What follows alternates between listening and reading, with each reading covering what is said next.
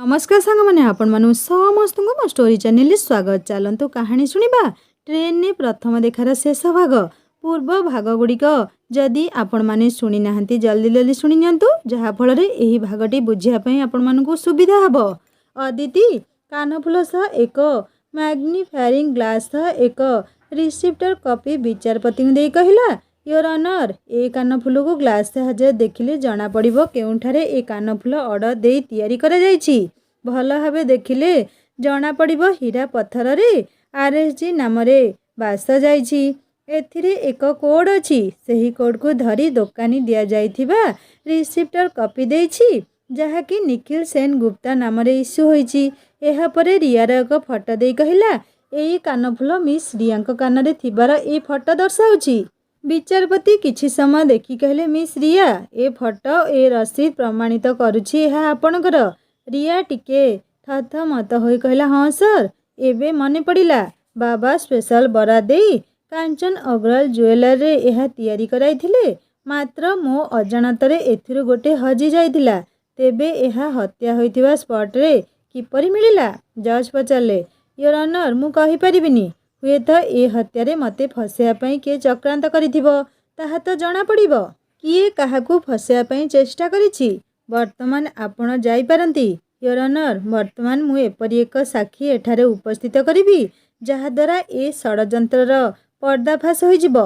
श्वेतार हत्याकारी किए ताहा अदालत निर्णय करिबो। मु केवल मोर क्लायंट आदित्यंक निर्दोषता प्रमाणित करिबाकू चाहिबी। मोर साक्षीठारू सबु किछि जना पड़िबो। ओके प्रोसीड कहले जज। अदिति रजत को ठारी किछि इशारा देला। किछि समय मध्यरे देखागला व्हील चेयर रे बसाई रजत और संबित बाबू काहाकू आणुछंती। अदालत प्रकोष्ठ रे गुंजरण खेलीगला किछि समय पई। जेतेबेले रजत और संबित बाबू विक्रम को एक व्हील चेयर रे विटनेस बॉक्स निकट को आनिले, सरकारी वकील निज आसन उठी कहले, योर ऑनर ए सब कौन हेउछि? ए व्यक्ति जनक किए? ए किपरि एठाकू साक्ष्य देबाकू आसिले? नियमर उल्लंघन हेउछि। साक्षी संबंधरे पूर्वरु अदालत को अवगत कराइबा कथा। मु कदापि एहाकू हेबाकू देबी नहीं। योर ऑनर विक्रम ए केसर एक मुख्य साक्षी।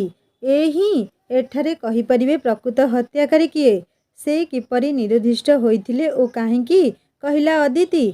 शुक्ल बाबू मु बुझी पारुछि आपण कोन कहिबाकू चाहुछंती। मने रखंतु विक्रम का निरुद्दिष्ट खबर समग्र राज्य रे चर्चार विषय पलटिछि।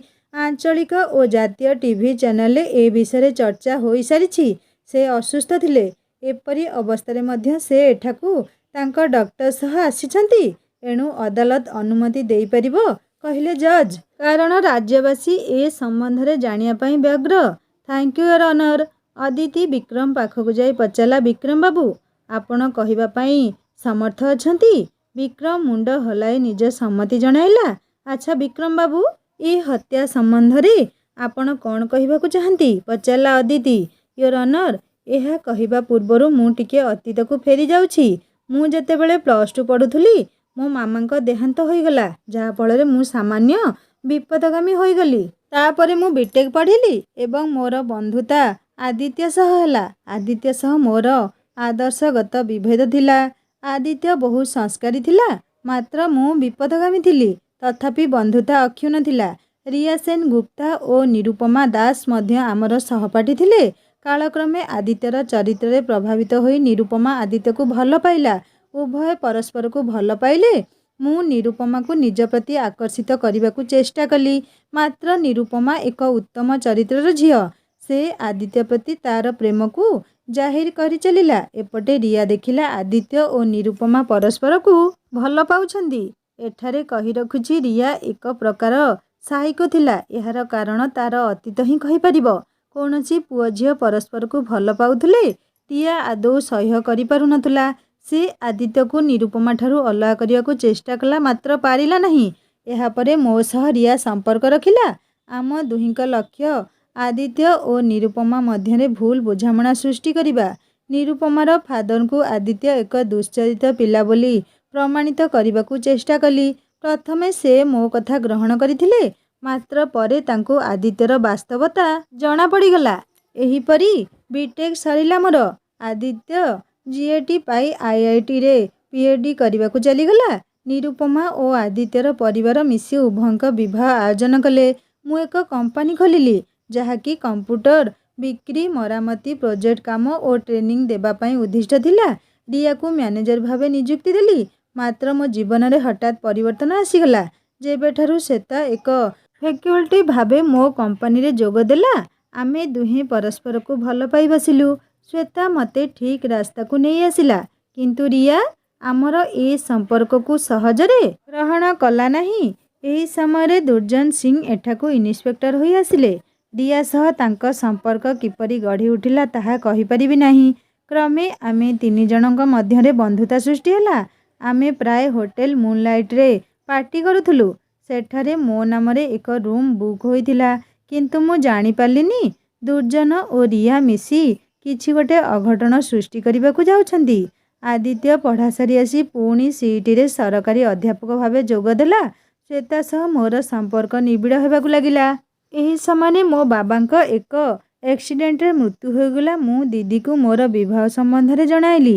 ଦିଦି ଆମେରିକାରୁ ଆସିଲା ପରେ ଆମ ମ୍ୟାରେଜ ଅନୁଷ୍ଠିତ ହୋଇଥାନ୍ତା। ଏ ସମୟରେ ଶ୍ଵେତା ମୋତେ ସାହସ ଦେଇଥିଲା। ଏପଟେ ଆଦିତ୍ୟ ଓ ନିରୁପମାର ବିବାହ ମଧ୍ୟ ଠିକ୍ ହୋଇଯାଇଥିଲା। ସେପ୍ଟେମ୍ବର 10 ତାରିଖ ଦିନ ରିୟା ଶ୍ଵେତାକୁ କାମର ବାହାନା ଦେଖାଇ ଗାନ୍ଧୀ ପାର୍କ ସ୍ଥିତ ଫ୍ଲାଟକୁ ନେଇ ଆସିଲା। ଆଦିତ୍ୟକୁ ନିରୁପମା ନାମରେ ସେଠାକୁ ରିୟା ନିଜେ ଫୋନ କରି ଡକାଇଲା। ହଠାତ୍ ଅଦିତି ପ୍ରଶ୍ନ କଲା, ଯେଉଁ ସିମ୍ରୁ ରିୟା ଫୋନ କରିଥିଲା, ତାହା ଆପଣଙ୍କ ନାମରେ କିପରି ଇସ୍ୟୁ ହୋଇଛି? ସେ ସିମ୍ ମୁଁ ଶ୍ଵେତା ପାଇଁ ଆଣିଥିଲି। ତାହାକୁ ରିୟା ଲୁଚେଇ ନେଇ ଯାଇଥିଲା। ବେଶ୍, ତାପରେ? ପଚାରିଲା ଅଦିତି। ଆଦିତ୍ୟ ଆସିବା ପୂର୍ବରୁ ସେମାନେ ମୋ ଶ୍ଵେତାକୁ ହତ୍ୟା କରିଦେଇ ସେ ଅପରାଧ ଆଦିତ୍ୟ ଉପରେ ଲଦିଦେଲେ। ଲୁହ ଛଳ ଛଳ ଆଖିରେ ଅତ୍ୟନ୍ତ ଭାଙ୍ଗିପଡ଼ି କହିଲା ବିକ୍ରମ। ଏହା ଶୁଣି ମୁଁ କିଛି ନ ବୁଝି ଆଦିତ୍ୟ ଉପରେ ପ୍ରତିଶୋଧ ନେବାକୁ ଚାହିଁଲି। ଥାନାରେ ଅଦିତିକୁ ମିଥ୍ୟା ଆଶ୍ୱାସନା ଦେଇ କହିଲି, ଏକ ଭଲ ଓକିଲ ଠିକ୍ କରୁଛି, ଆଦିତ୍ୟକୁ ବେଲ୍ ମିଳିଯିବ। ମାତ୍ର ମୁଁ ଆଦିତ୍ୟ ଉପରେ ପ୍ରତିଶୋଧ ନେବାକୁ ଚାହୁଁଥିଲି। ଆଡଭୋକେଟ କୃଷ୍ଣ ମଲ୍ଲିକକୁ ଦୁର୍ଜନ ଠିକ୍ କରିଥିଲା ନିଜ ସ୍ୱାର୍ଥ ପାଇଁ। ଏ ସମୟରେ ମୁଁ ଭୁଲି ଯାଇଥିଲି ଯେ ଆଦିତ୍ୟ ଶ୍ଵେତାକୁ କେବେ ଦେଖି ନାହିଁ କି ଜାଣି ନାହିଁ। ସେ କାହିଁକି ହତ୍ୟା କରିବ? ଏକ ସପ୍ତାହ ପରେ ମୁଁ ହୋଟେଲ ଯାଇଥିଲି। ସେଠାରେ ଦୁର୍ଜନ ଓ ରିୟା ପୂର୍ବରୁ ଉପସ୍ଥିତ ଥିଲେ। ସେମାନେ କଥା ହେବାର ମୁଁ ଶୁଣିଲି। ସେଠାରେ ସେମାନେ ଆଲୋଚନା କରୁଥିଲେ କିପରି ଆଦିତ୍ୟ ଓ ମୋ ବିରୁଦ୍ଧରେ ସେମାନେ ପ୍ରତିଶୋଧ ନେଇଛନ୍ତି। ସେଠି ମୁଁ ଜାଣିଲି ଯେ ରିୟା ଓ ଦୁର୍ଜନ ମିଶି ମୋ ଶ୍ଵେତାକୁ ହତ୍ୟା କରିଛନ୍ତି। ମୁଁ ବହୁତ ଭାଙ୍ଗି ପଡ଼ିଲି। ସେମାନଙ୍କୁ ଧମକ ଦେଲି ଅଦାଲତ ଯାଇ ସତ କଥା କହିଦେବି। ଏହାପରେ ସେମାନେ ମୋତେ ଅପହରଣ କରି ନେଇଗଲେ। ସେମାନେ ମୋତେ ମାରିବା ପାଇଁ ସ୍ଲୋ ପଏଜନ ଦେଉଥିଲେ।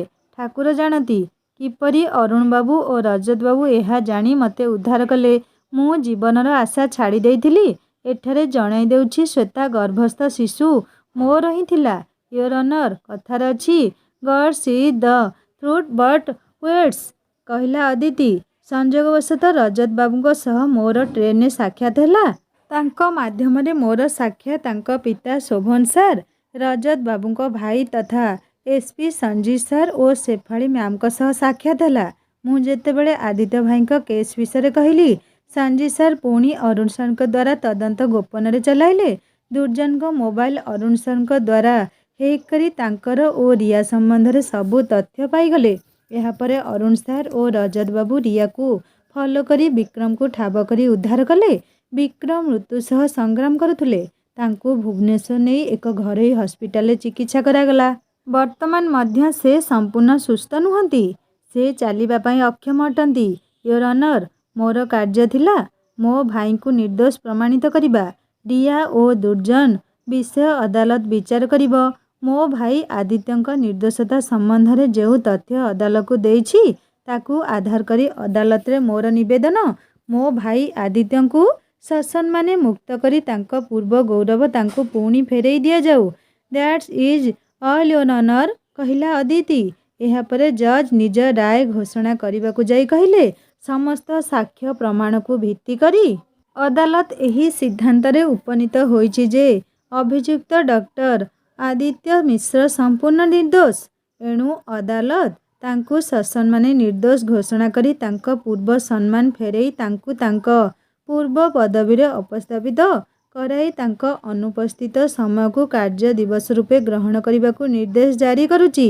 ତାଙ୍କ ସମସ୍ତ ବକେୟା ପ୍ରାପ୍ୟ ତାଙ୍କୁ ଦେବା ପାଇଁ ସରକାରଙ୍କୁ ନିର୍ଦ୍ଦେଶ ଜାରି କରୁଛି। ବ୍ରହ୍ମପୁର ପୋଲିସକୁ ଦୁର୍ଜନ ସିଂ ଓ ରିୟା ସେନ ଗୁପ୍ତା ବିରୁଦ୍ଧରେ ଚାର୍ଜସିଟ୍ ଅଦାଲତରେ ଦାଖଲ କରି କେସ୍ ଚାଲୁ କରିବାକୁ ନିର୍ଦ୍ଦେଶ ଦେଉଛି। Now the court is adjourned. ଅଦାଲତରେ ବିଚାରପତି ନିଜର ରାୟ ଶୁଣିଲା ପରେ ଅଦିତି ଅତ୍ୟନ୍ତ ଭାବବିହ୍ୱଳ ହୋଇ ନିଜ ଆସନରେ କିଛି ସମୟ ପାଇଁ ବସି ପଡ଼ିଲା। ଚକ୍ଷୁରୁ ଅନବରତ ବୋହିଯାଉଥିଲା ଅଶ୍ରୁଧାରା। ସେ ଅଶ୍ରୁ ଦର୍ଶାଉଥିଲା ଦୁଃଖର ଅନ୍ତ ପରେ ଖୁସିର ଝଲକ। କୋର୍ଟ ରୁମ୍ ସମ୍ପୂର୍ଣ୍ଣ ଖାଲି ହୋଇଯାଇଥିଲା। ହଠାତ୍ ସେ ଅନୁଭବ କଲା ଯେପରି କିଏ ସ୍ନେହରେ ତା'ର ମସ୍ତକରେ ହସ୍ତ ସଞ୍ଚାଳନ କରୁଛି। ଆସନରୁ ଉଠି ଦେଖିଲା ଆଦିତ୍ୟ। ଭାଇ। ଆଦିତ୍ୟକୁ କୁଣ୍ଢାଇ କଇଁ କଇଁ ହୋଇ କାନ୍ଦି ଉଠିଲା ଅଦିତି। ଆଦିତ୍ୟ ଅଦିତିକୁ କୋଳେଇ ପଚାରିଲା, ଏତେ ବଡ଼ ବିଜୟର ଅଧିକାରିଣୀ ହେଲୁ, ଫେର୍ ତୋ ଆଖିରେ ଅଶ୍ରୁ କାହିଁକି? ଭାଇ, ଏତେ ଦିନ ଜେଲରେ ରହିଲ, ତୁମକୁ କେତେ କଷ୍ଟ ହୋଇଥିବ ମୁଁ ତାହା ଅନୁଭବ କରୁଛି। ବିନା ଅପରାଧରେ ଏତେ କଷ୍ଟ ପାଇଲ? ଦିତି, ଭାଗ୍ୟରେ ଯାହା ଲେଖା ହୋଇଛି ତାକୁ ଭଲା କିଏ ବଦଳାଇ ପାରିବ କହିଲୁ? ବୁଝୁଛି ଭାଇ, ତେବେ ଠାକୁର ଏତେ ନିଷ୍ଠୁର କାହିଁକି ହୋଇଗଲେ? କହିଲି ନା, ଏହା ମୋର କର୍ମର ଫଳ। ହୁଏତ ମୁଁ କେବେ କାହାକୁ ଏମିତି କଷ୍ଟ ଦେଇଥିବି, ତା'ର ଫଳ ମୋତେ ଭୋଗିବାକୁ ପଡ଼ିଲା। ବାହାରୁ ସମ୍ବିତ ଡାକ ପକେଇଲା, ଆଦି। ଆସୁଛି ବାବା, କହିଲା ଆଦିତ୍ୟ। ଚାଲ ଦିତି, ବାବା ଡାକିଲେଣି। ଦୁହେଁ ବାହାରକୁ ଆସି ଦେଖିଲେ ସମସ୍ତେ ଏମାନଙ୍କ ଅପେକ୍ଷାରେ। ହଠାତ୍ ଅଦିତିର ଦୃଷ୍ଟି ପଡ଼ିଗଲା ଶୋଭନ ବାବୁଙ୍କ ଉପରେ। ଅଙ୍କଲ, ଆପଣ ଆସିଛନ୍ତି? ଶୋଭନ ବାବୁଙ୍କ ପାଦ ଛୁଇଁ ଅଦିତି ପଚାରିଲା ଅତ୍ୟନ୍ତ ଖୁସି ହୋଇ। କେମିତି ଆସିନଥାନ୍ତି କହିଲୁ ମା? ଅଭିଜ୍ଞତା ନାହିଁ, ଅଥଚ କେସ୍ ଲଢ଼ିବାକୁ କୁହାଗଲା। ମୋ ମନ ମାନିଲା ନାହିଁ। ଅବଶ୍ୟ ସଞ୍ଜୀବ ଶେଫାଳୀ ସହ ରଜତ ଓ ଅରୁଣ ତୋ ପାଇଁ ରାସ୍ତା ପରିଷ୍କାର କରିଦେଇଥିଲେ, ତଥାପି ମୁଁ ଦେଖିବାକୁ ଚାହିଁଲି ଆମ ଅଦିତି କେମିତି ଅଦାଲତରେ ପ୍ରତିପକ୍ଷଙ୍କୁ କାଉଣ୍ଟର କରୁଛି। ପୁଣି ସମ୍ବିତ ବାବୁଙ୍କୁ ଚାହିଁ କହିଲେ, ପ୍ରଫେସର ସାହେବ, ଆପଣ ଦେଖିବେ ଆମ ଅଦିତି ଭବିଷ୍ୟତରେ ଜଣେ ଦକ୍ଷ କ୍ରିମିନାଲ ଆଡଭୋକେଟ ହୋଇ ବାହାରିବ। ସମ୍ବିତ ବାବୁ ହସି କହିଲେ, ଆପଣଙ୍କ ଆଶୀର୍ବାଦ ଥାଉ। ଇତିମଧ୍ୟରେ ନିରୁପମା ମଧ୍ୟ ଆସି ପହଞ୍ଚି ଯାଇଥିଲା। ନିରୁପମାକୁ ଦେଖି ଶେଫାଳୀ ସମ୍ବିତ ବାବୁଙ୍କୁ କହିଲା, ଅଙ୍କଲ, ଅଦିତି ଆଦିତ୍ୟକୁ ମୁକୁଳେଇ ଦେଲେ ମଧ୍ୟ ଆଦିତ୍ୟ ହାତରେ ହାତକଡ଼ି ପଡ଼ିବ। ଏଥିରୁ ଆଦିତ୍ୟକୁ କେହି ରକ୍ଷା କରିପାରିବେନି। ଏ ହାତକଡ଼ି ନିରୁପମା ହିଁ ପକାଇବ। ନିରୁପମା ଲାଜରେ ମୁହଁ ତଳକୁ କରିଦେଲା।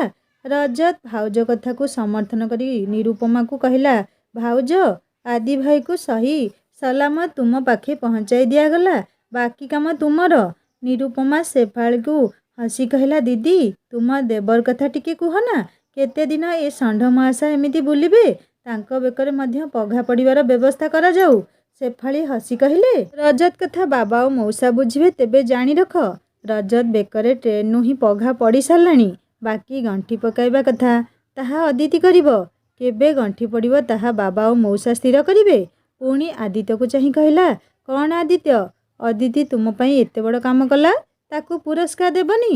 ଆଦିତ୍ୟ ହସି କହିଲା, ଦିତି, ଅଦିତିକୁ ନିଜ ସାନ ଭଉଣୀର ମାନ୍ୟତା ଦେଇଛ, ଏଣୁ ବଡ଼ ଭଉଣୀ ହିସାବରେ ଏ ପୁଣ୍ୟକାମ ତୁମେ ହିଁ ନିର୍ବାହ କରିବ। ଶୋଭନ ବାବୁ ହଠାତ୍ କହିଲେ, ପ୍ରଫେସର ସାହେବ, ପିଲାଙ୍କ କଥା ଶୁଣି ପାରୁଛନ୍ତି ତ? ଶୀଘ୍ର ଏ ଖୁସିରେ କିଛି ଗୋଟେ ଆୟୋଜନ ହୋଇଯାଉ, ଏକ ଶୁଭ ଦିନ ଦେଖି। ତାହା ତ ହେବ। ଆପଣଙ୍କ ଆଶୀର୍ବାଦ ବିନା ଏହା କ'ଣ ସମ୍ଭବ?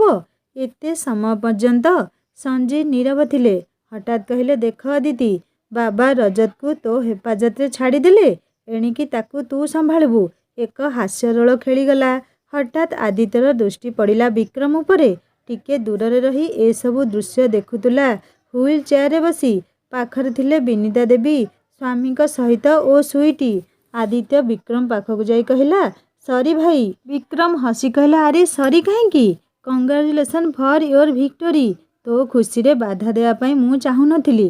ତେବେ ତତେ ମୁଁ କ୍ଷମା ମାଗୁଛି ମୋର ଭୁଲ ପାଇଁ। ମୋ ପାଇଁ ତୁ ଏତେ ବଡ଼ ଦଣ୍ଡ ପାଇଲୁ। ତୋର ଭୁଲ? କିନ୍ତୁ କିପରି?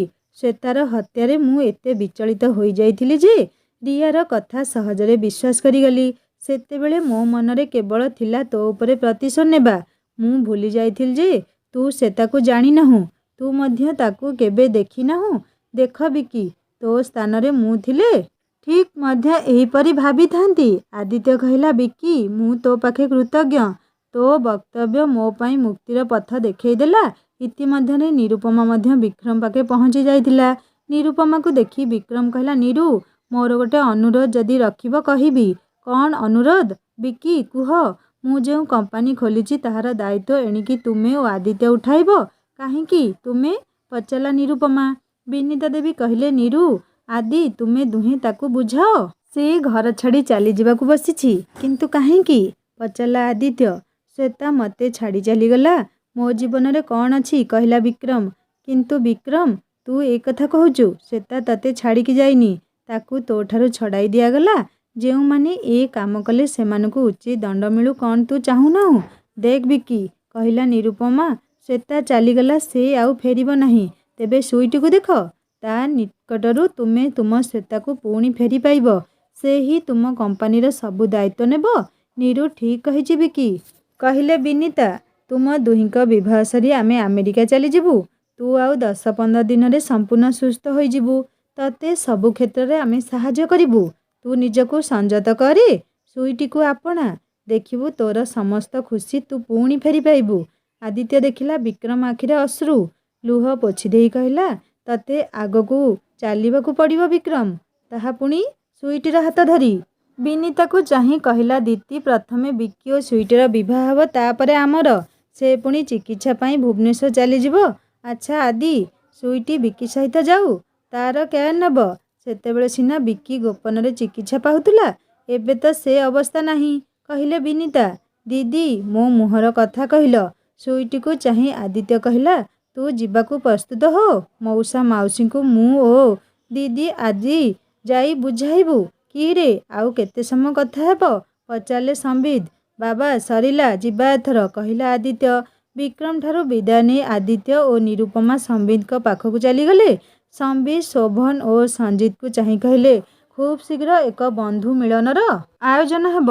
ସେଦିନ ଆଦିତ୍ୟ ଓ ନିରୁପମା ତଥା ରଜତ ଓ ଅଦିତିଙ୍କ ବିବାହ ସମ୍ବନ୍ଧରେ ନିଷ୍ପତ୍ତି ନେବା। ଆଦିତ୍ୟ ହଠାତ୍ ଶୋଭନ ବାବୁଙ୍କୁ କହିଲା, ମଉସା, ମାମା ମୋତେ ଓ ରଜତକୁ ଅପେକ୍ଷା କରିଥିବେ। ଠିକ୍ ଅଛି। ରଜତ ଏଣିକି 2 ଘରର ପୁଅ, ହସି କହିଲେ ଶୋଭନ। ଆଦିତ୍ୟ, ରଜତ, ଅଦିତି, ନିରୁପମା ସମ୍ବିତ ବାବୁଙ୍କ ସହ ଆସି ଘରେ ପହଞ୍ଚିଲା ବେଳକୁ ମିତାଲି ଦେବୀ ବ୍ୟସ୍ତ ହୋଇ ଘରକୁ ବାହାରକୁ ହେଉଥାନ୍ତି। ସେ ଖବର ପାଇ ସାରିଥିଲେ। ତଥାପି ସେ ଅତ୍ୟନ୍ତ ବ୍ୟସ୍ତ ଓ ବିବ୍ରତ ଥିଲେ। ସମ୍ବିତ ବାବୁ ଘରେ ପ୍ରବେଶ କରୁ କରୁ ଡାକ ପକାଇଲେ, ମିତୁ। ମିତାଲି ଆସି ଦେଖିଲେ ପିଲାମାନେ ଘରେ ପହଞ୍ଚିଗଲେଣି। ଆଦିତ୍ୟ ଆସି ମିତାଲିଙ୍କ ପାଦ ଛୁଇଁ କହିଲା, ଜଣେ ଅତିଥିଙ୍କୁ ଧରି ଆସିଛୁ। ଅତିଥି କହିଲେ ଭୁଲ ହେବ, ସେ ତ ତୁମର ଲାଡ୍ଲା। ରଜତ ନିରୁପମା ସହ ଆସି ମିତାଲିଙ୍କ ପାଦ ଛୁଇଁ କହିଲା, ମାଉସୀ, ହେ ଦେଖନ୍ତୁ, ଆଦିତ୍ୟ ଭାଇଙ୍କୁ ସହି ସଲାମତ ଆପଣଙ୍କ ପାଖେ ପହଞ୍ଚାଇ ଦେଲୁ। ଆପଣଙ୍କ ଲାଡ୍ଲି ଭାଇଙ୍କୁ ସମ୍ପୂର୍ଣ୍ଣ ନିର୍ଦ୍ଦୋଷ ପ୍ରମାଣିତ କରିଦେଲେ। ଖାଲି ସେତିକି ନୁହେଁ, ତାଙ୍କ ପୂର୍ବ ପଦବୀ ଫେରାଇ ଦେଲେ। ମୁଁ ମୋ ପ୍ରତିଶ୍ରୁତି ପୂରଣ କରିଦେଲି। ଆପଣଙ୍କ ପୁଅ ସହ ବୋହୂକୁ ଆଣି ଆପଣଙ୍କ ଜିମା ଦେଇଦେଲି। ଆଜି ମୁଁ ସମ୍ପୂର୍ଣ୍ଣ ନିଶ୍ଚିନ୍ତ। ଅଦିତି ହସି କହିଲା, ମାମା, ତୁମ ଲାଲି ଯାହା କଲେ ସେଥିପାଇଁ ତୁମ ଏ ଲାଲା କେତେ କଷ୍ଟ ସହିଛନ୍ତି ପ୍ରମାଣ ଜୁଟାଇବାକୁ ଟିକେ ପଚାରି ବୁଝିନିଅ। ପୁଣି ଆଦିତ୍ୟକୁ ଚାହିଁ କହିଲା, ଭାଇ, ମୁଁ କହୁଥିଲି ନା ମୋ ପଛରେ ଏକ ଶକ୍ତି ଅଛି, ଯାହାଫଳରେ ଏ କେସ୍ ଲଢ଼ିବାକୁ ମୁଁ ସକ୍ଷମ ହେଲି। ସେମାନେ ହେଲେ ରଜତ ଭାଇ, ଶୋଭନ ଅଙ୍କଲ, ସଞ୍ଜିତ ଭାଇ ଓ ଶେଫାଳି ଦିଦି। ରଜତ ଭାଇ ଓ ସଞ୍ଜିତ ଭାଇ ପ୍ରମାଣ ଯୋଗାଡ଼ କଲେ, ଯାହାଦ୍ୱାରା ମୋତେ ଏ କେସ୍ ଲଢ଼ିବା ସମ୍ଭବ ହେଲା। ଏଥିପାଇଁ ରଜତ ଭାଇ ବହୁତ କଷ୍ଟ ସ୍ୱୀକାର କରିଛନ୍ତି। ବାସ୍ତବିକ କହିବାକୁ ଗଲେ ଏ ବିଜୟ ମୁକୁଟର ପ୍ରକୃତ ଅଂଶୀଦାର ରଜତ ଭାଇ ଅଟନ୍ତି। ମାଉସୀ, ଯାହା ସବୁ ହେଲା ତାହା ଦେବୀ ନିର୍ଦ୍ଦେଶିତ।